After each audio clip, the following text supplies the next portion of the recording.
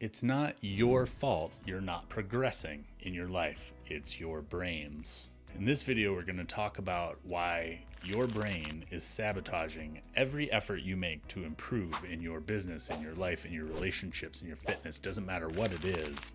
You are hardwired not to advance. We're not only going to tell you why that is, we're going to give you 7 tips for making sure this doesn't happen to you. So look, as a lifelong entrepreneur, I have had this happen to me countless times in every business, every endeavor I've ever had. And as a professional coach, I see it happen again and again and again with my clients and in Mastermind and in the folks going through our new course. And it's not your fault. We are hardwired not to progress. And it's something that for millions of years has kept us safe. So I want to talk to you in this video about why this happens, what you can do about it, and really just reassure you that you are not alone when it comes to this. So let's talk about why this is.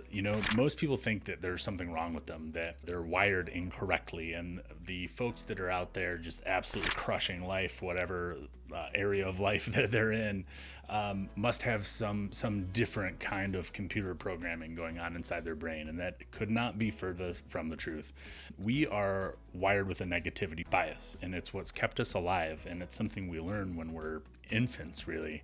And you have to think about when we were in caves and there were lions and tigers and bears. Negativity could kill us. That thing out there that is meant to eat us could really eat us.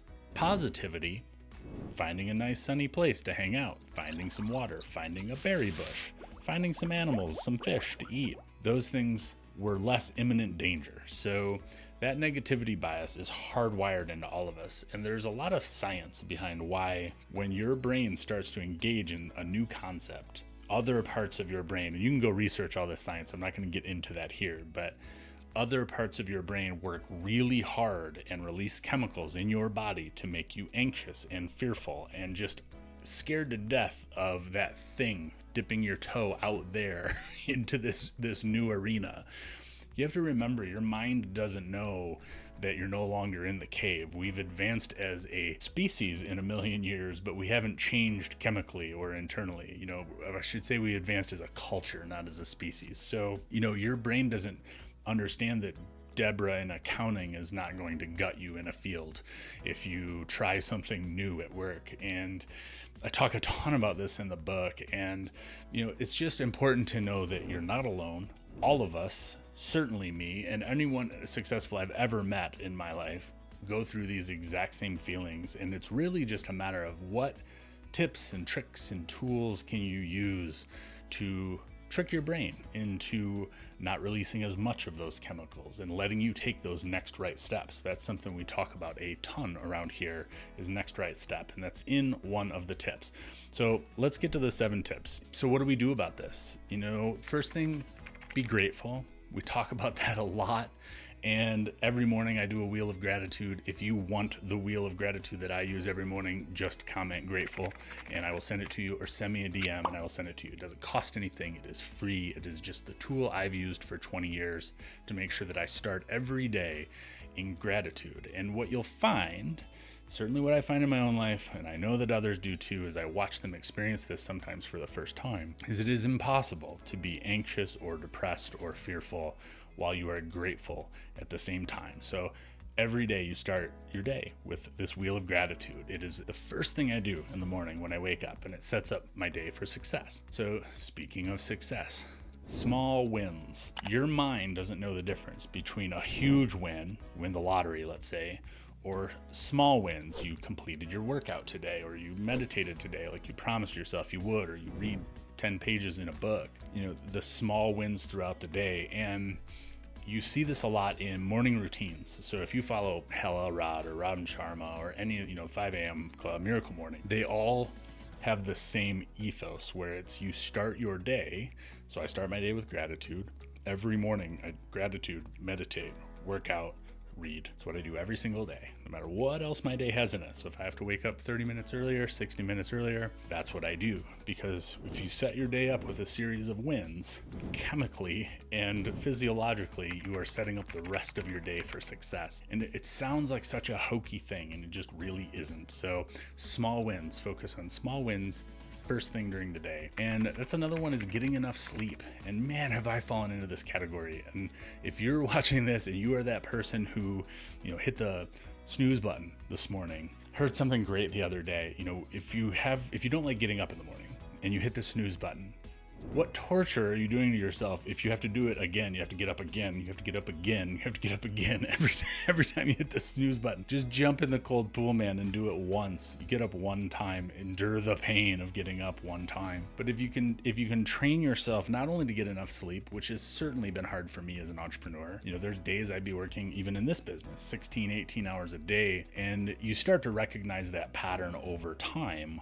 that you're better off doing less, more productive, more focused work, getting enough sleep, getting in some decompressed time, whether it's in the evening or in the middle of the day, so that the work you do is more productive. And I think we've all seen that in our lives. I've certainly seen it in mine. And there's just something about not only getting enough sleep every day, but scheduling rest days. And holy Hannah, has this been hard for me. If you're like me, you feel like anytime you're not being productive, you're wasting time. And every entrepreneur I know is wired that way. So it's hard to go to a movie. It's hard to sit and watch, binge on Netflix for the day. It's hard to go for a walk without writing things down, ideas feverishly. But it's so important that you schedule that time as if it's the most important meeting of your week, to have downtime. So that's number two, is really just getting enough sleep, making sure that you're scheduling very specific time for you to decompress and to not think about anything. I know that's really hard to do. So number three is move. And it sounds counterintuitive, and it's again one of those things we've just heard again and again and again beat into us. And there's so much science. And again, I'm not going to get into all the science here. You can Google this or YouTube it when you get off this video. But I think it was a University of Georgia study I was reading recently that you only need 20 minutes of movement, ideally first thing in the morning, what do you know, to supercharge your brain with oxygen. And just that 20 minutes for the rest of the day, you will have better cognitive ability. You'll have better problem solving skills. Your short-term memory will be better. And we're not talking 3 hours at the gym. We're talking a brisk walk around your neighborhood for 20 minutes can completely change the physiological makeup of your neuroscience. It's just mind-blowing what these things do. So that's another one, just get up and move first thing in the morning. And I remember listening to Tony Robbins back in the day, and he's like, you just set it up, your gear's next to your bed, you get up, you don't think about it, you just get up, you move. And so for me, it's a little bit different routine, because I get up and I read, and then I meditate, and then I move, but I also do it every day. So whatever it is for you, all that matters is that you're doing it, right? So let's talk about number 5. Don't let negativity into your life. And oh my God, is this one.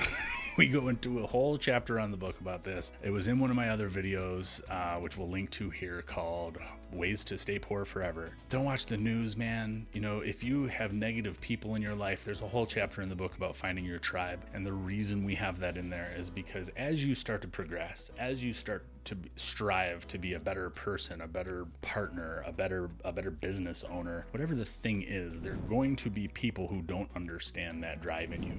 It's just the way it is. And the more negativity you can eliminate from your life, don't read the comments on social media. There's Robin Sharma's book, 5 a.m. Club, goes into, does Arnold Schwarzenegger, when he is feeling down, does he post something online and hope to get likes so that he feels better, or does he go to the gym? And it's the difference between being territorial and hierarchical, and I could get into the whole thing, but it's all about negativity. It's about feeding your mind with only positivity. If you look at the people I follow, if you're watching this on Instagram, the people I follow are all positive thinkers. I don't want in my feed anything that is negative or news driven or just whatever the story of the day is. And there's a reason the news is sponsored by antidepressants. So I can't stress that enough, is just to make sure your tribe is on point, make sure your social media is feeding your mind with nothing but positive information, and just don't watch the news.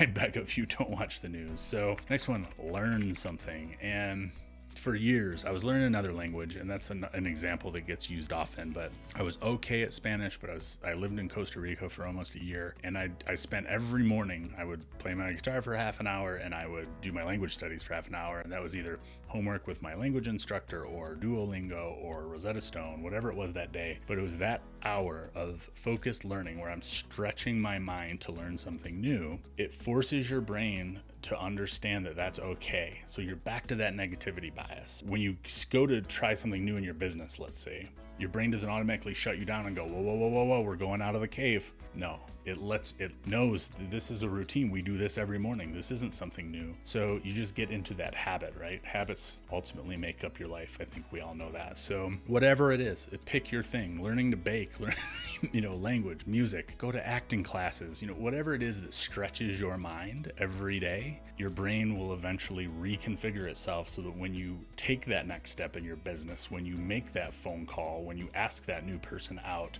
it doesn't chemically shut you down and make you fearful of taking that next step. So I hope that makes sense. Last one, the 2244. So this is something that we do in the Waves method. We teach the Waves method in the book and all of our courses and my private work with clients. And it's anytime the clock. So you look at the clock and it says 22 or 44. You take an inventory of where you are.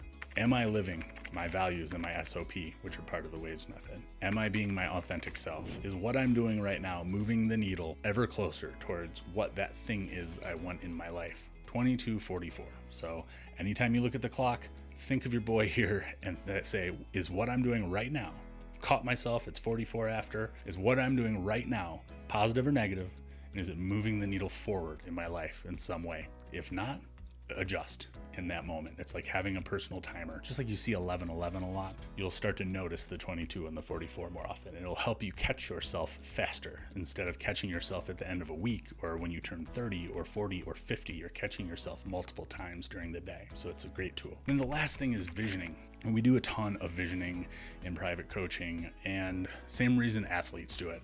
Michael Jordan envisioned every shot before he took it. Race car drivers can do the entire track with their eyes closed if you're an F1 person. So why do we do this? Your brain doesn't know the difference between a real or an imagined experience. So when you envision what your life is going to look like in a year, your brain accepts that as reality. And we constantly talk about what's the next right thing. So if you go through any of our programs, whether it's one-on-one or you're just taking the course and you're in one of our accountability groups, what's the right next thing? What are the next 3 steps you need to make whatever X is happen? So both of those things go hand in hand. One, you're teaching your brain that this thing is accepted reality, that you've already done it, so it's not something new, so it doesn't trigger those emotions and those chemical reactions in your brain. And then you know the next things to do, so there's no anxiety around, well, yeah, cool, I want to do that thing, but what's next? So right next thing, visioning exercises. It works for Michael Jordan.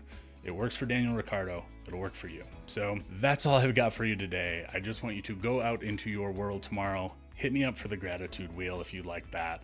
And just think about those things. The next time you're going to, the emotion you're feeling isn't necessarily real.